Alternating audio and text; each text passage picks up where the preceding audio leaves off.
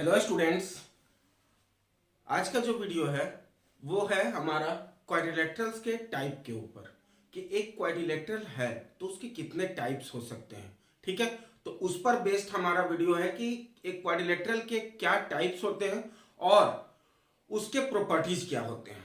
ठीक है, तो चलिए हम लोग स्टार्ट करते हैं क्वाड्रिलेटरल्स चैप्टर के टाइप्स के बारे में। ठीक है, तो सबसे पहला जो टाइप है वो है ट्रेपीजियम। क्या है? ट्रेपीजियम की बात कर रहे हैं। ठीक, तो ट्रेपीजियम होता क्या है? ठीक है, पहले उसको हम लोग समझते हैं और फिर उसके प्रॉपर्टीज के बारे में बात करते हैं। तो ट्रेपीजियम क्या होता है कि एक ऐसा क्वाड्रिलेटरल,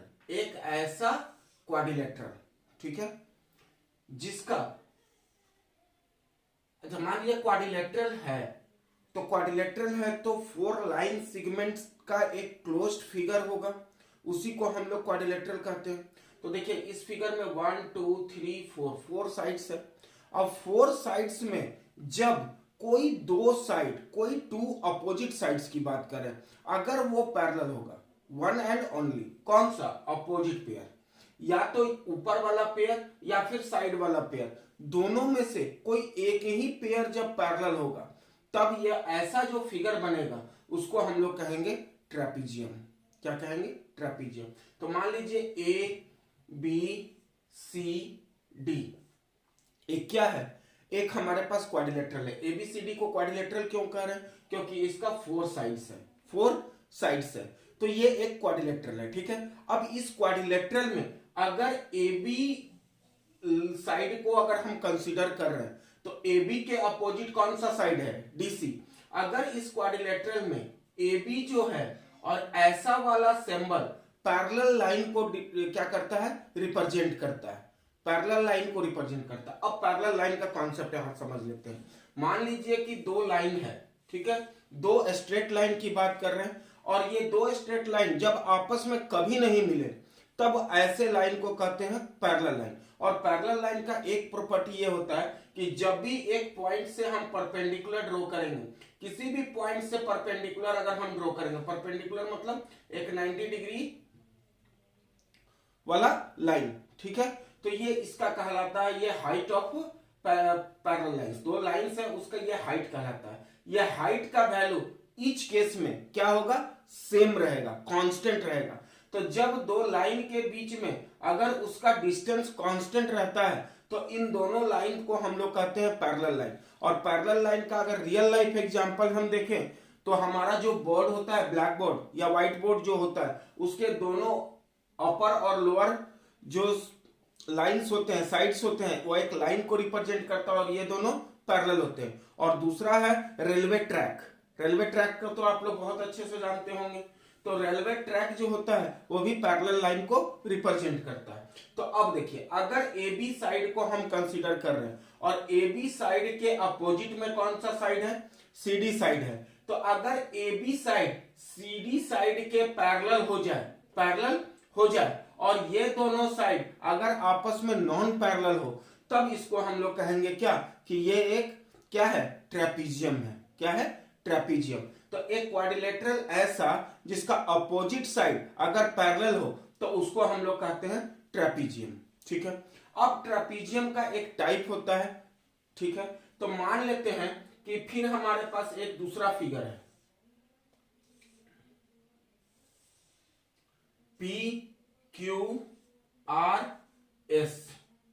अगर इसमें, इस फिगर में पी क्यू आर एस में अगर पी क्यू जो साइड है अगर वो पैरेलल है एस आर के, तब ये हो गया हमारा ट्रेपीजियम। तब क्या हो गया? ट्रेपीजियम। लेकिन जो नॉन पैरेलल साइड है, यहां पर नॉन पैरेलल साइड कौन कौन है? एक तो है पी एस और दूसरा है क्यू आर। ठीक है, अगर ये दोनों साइड आपस में इक्वल हो जाए, फिर से समझिएगा क्या कह रहे हैं कि अपोजिट साइड पैरेलल हो गया और जो दो नॉन पैरेलल साइड है अगर वो आपस में इक्वल हो जाए तो ऐसे ट्रेपीजियम को कहते हैं हम लोग आइसोसेलेस ट्रेपीजियम। ऐसे ट्रेपीजियम को क्या कहते हैं हम लोग? Isosceles trapezium.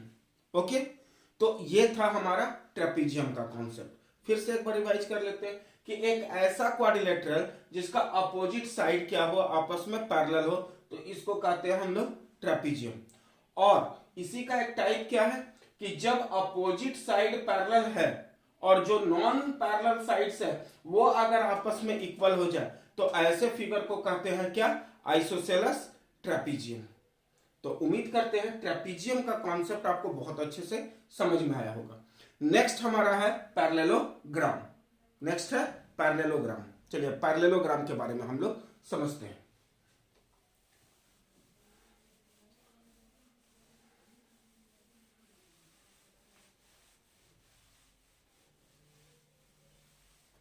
चलिए, तो पैरेललोग्राम होता क्या है, पहले उसको बात कर लेते हैं।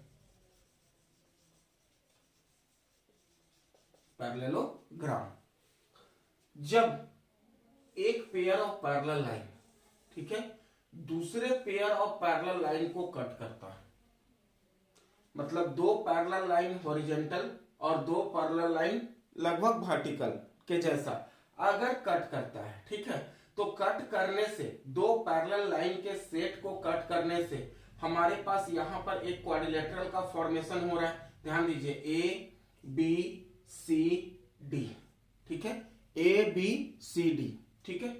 अब ए बी और बी सी सी डी और डी ए मिलकर क्या बना रहा है, क्वाड्रिलेटरल बना रहा है।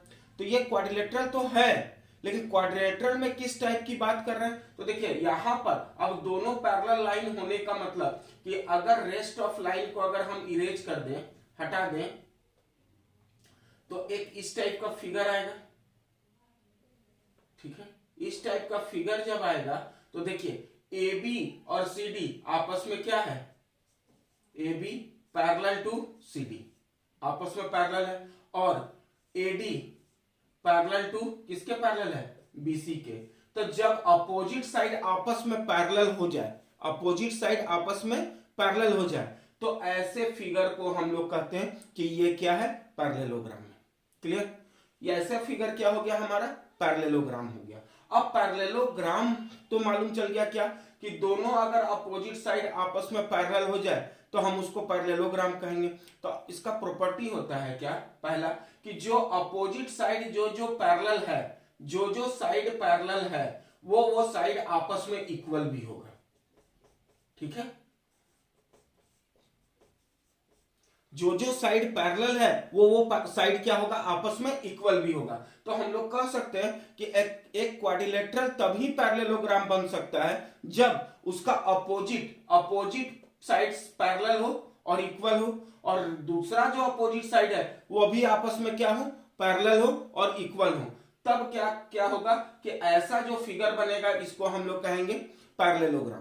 क्लियर। अब पैरेललोग्राम का तो दो प्रॉपर्टी हम लोग को मालूम चल गया। पहला क्या होता है कि अपोजिट साइड पैरेलल और इक्वल होता है, ठीक है, दोनों अपोजिट साइड आपस में पैरेलल होगा और इक्वल होगा, ठीक। अब इसका अगर हम डायगोनल ड्रॉ करें, ठीक है, कौन कौन डायगोनल होगा, AC और BD। ये डायगोनल जब ड्रॉ करेंगे तो डायगोनल क्या करेगा, इसको आपस में बाइसेक्ट करेगा। मतलब यहां पर जो पॉइंट आएगा, इस डायगोनल को जहां पर दोनों इंटरसेक्ट करेगा वो दोनों लाइन के लिए मिड पॉइंट होगा, दोनों लाइन के लिए मिड पॉइंट होगा। तो मान लीजिए इसको O मान लेते हैं, तो यहां पर क्या हो जाएगा, AO is equal to OC। यहां पर मिड पॉइंट होने के कारण ये जो पोर्शन है AO और दूसरा जो पोर्शन है OC, ये दोनों आपस में क्या हो जाएगा, इक्वल हो जाएगा। दूसरा चीज BO is equal to OD, मतलब दूसरा वाला जो डायगोनल है उसके लिए भी O मेरा क्या हो जाएगा, मिड पॉइंट। तो इसका मतलब OB is equal to OD। Mid point का मतलब होता है कि एकदम ठीक बीच में, ठीक बीच में, ठीक है। तो ये तीन प्रॉपर्टी हो गया हमारा पैरेललोग्राम का। अब बात करते हैं रोम्बस का। चलिए, तो हम लोग अब डिस्कस करते हैं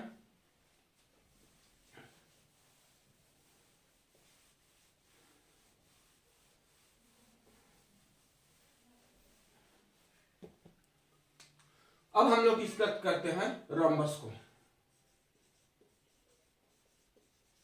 रोम्बस क्या होता है पहले उसको हम लोग समझते हैं, ठीक है। अगर एक पैरेललोग्राम है तो पैरेललोग्राम का हमने क्या बताया कि अपोजिट साइड पैरेलल और इक्वल होता है, अपोजिट साइड पैरेलल और इक्वल होता है, ठीक है। तो मान लीजिए कि एक ऐसा हमको फिगर मिल गया, एक ऐसा फिगर मिल गया जो जिसका अपोजिट साइड पैरेलल तो है और आपस में इक्वल है, लेकिन जब तब तो वो पैरेललोग्राम कहलाएगा। लेकिन इस कंडीशन में क्या हो गया कि जो पैरेललोग्राम था जिसका केवल अपोजिट साइड इक्वल था, अब क्या हो गया कि चारों का चारों साइड आपस में इक्वल हो गया। मतलब ये वाला साइड इसके इक्वल, ये वाला साइड इसके इक्वल और ये वाला साइड इक्वल, मतलब चारों का चारों साइड इक्वल हो गया। ठीक है, तो देखेंगे कि रेलवे लाइन का जो ट्रैक होता है वो कहीं भी हो, दिल्ली में हो, चाहे बिहार में हो, चाहे आपका बिहिया स्टेशन पे हो, चाहे कहीं भी हो। ठीक है, क्या होगा, उसका ट्रैक का जो लेंथ होगा, जो distance between the two tracks होगा वो ऑलवेज सेम होगा। तो मान लीजिए जहां पर दो रेलवे ट्रैक क्रॉस कर रहा है, दो रेलवे ट्रैक क्रॉस कर रहा है इधर से और इधर से, ठीक है, तो इसके बीच में ए बी सी डी जो एक फिगर बनेगा, इसमें क्या हो जाएगा, चारों साइड आपस में इक्वल, चारों साइड आपस में इक्वल। तो जब चारों साइड इक्वल होगा तो ऐसा फिगर बनेगा जिसको हम लोग कहते हैं क्या, रोम्बस। उसको हम लोग क्या कहते हैं, रोम्बस कहते हैं। क्लियर, तो यहां पर ए बी सी डी अगर एक क्वाड्रिलेटरल है और क्वाड्रिलेटरल होने के कारण अपोजिट साइड्स अगर इसका पैरेलल है, अपोजिट साइड्स पैरेलल है और चारों का चारों साइड आपस में अगर इक्वल होगा, तब ये क्या होगा, हमारा रोम्बस कहलाएगा। ठीक है, अब रोम्बस का पहला property, opposite sides equal, sorry opposite sides are parallel और ऑल साइड्स आर इक्वल, पहला प्रॉपर्टी। दूसरा कह रहा है क्या कि अगर इसके डायगोनल को हम ड्रॉ करें, इसके डायगोनल को ड्रॉ करें, कौन कौन डायगोनल बनेगा, AC एंड BD अगर O पॉइंट पर इंटरसेक्ट कर रहा है, तो पहला प्रॉपर्टी अब डायगोनल से रिलेटेड कि जब इंटरसेक्ट करेगा तो यहां पर जो एंगल बनाएगा वो बनाएगा 90 डिग्री, जो सेंटर पर एंगल बनाएगा दोनों डायगोनल के इंटरसेक्ट करने के कारण वो बनाएगा 90 डिग्री। अब दोनों जब इंटरसेक्ट किया तो इंटरसेक्ट करने का मतलब क्या हो गया कि ये इंटरसेक्ट ना करके अब बाइसेक्ट करेगा।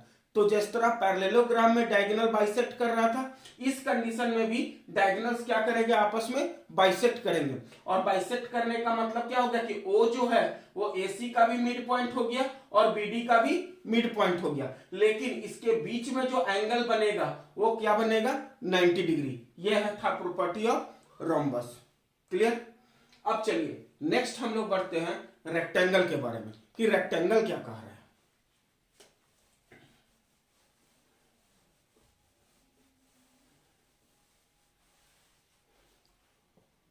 और सारे प्रॉपर्टीज को मैं एक साथ दिखा रहा हूं, आप लोग वीडियो को पॉज करके उस प्रॉपर्टीज को आप नोट कर सकते हैं अपने नोटबुक में।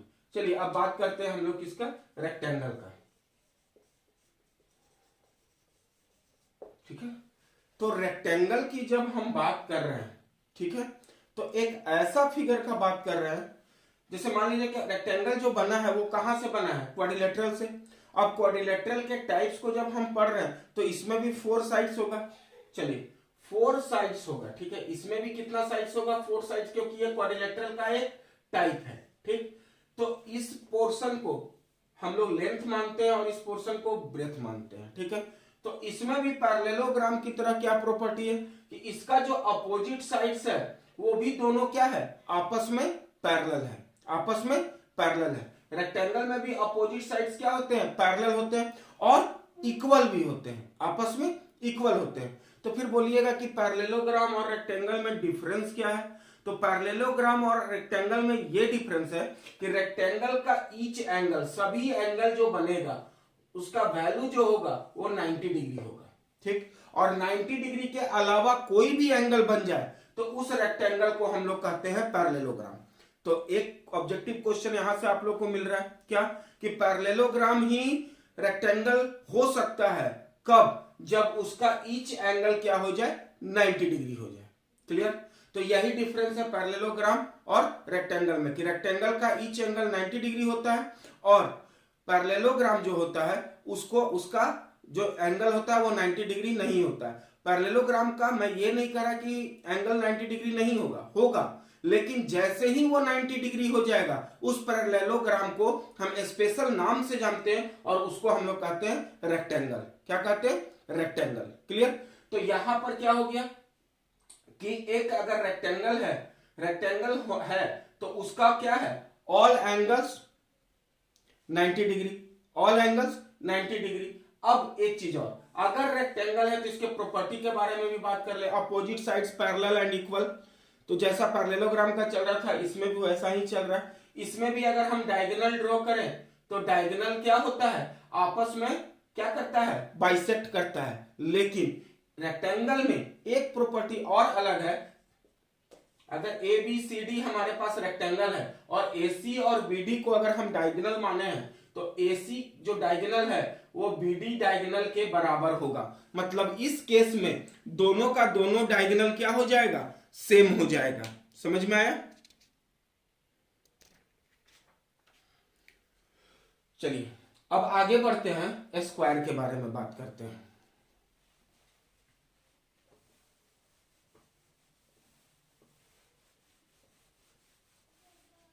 स्क्वायर क्या है उसको समझते हैं।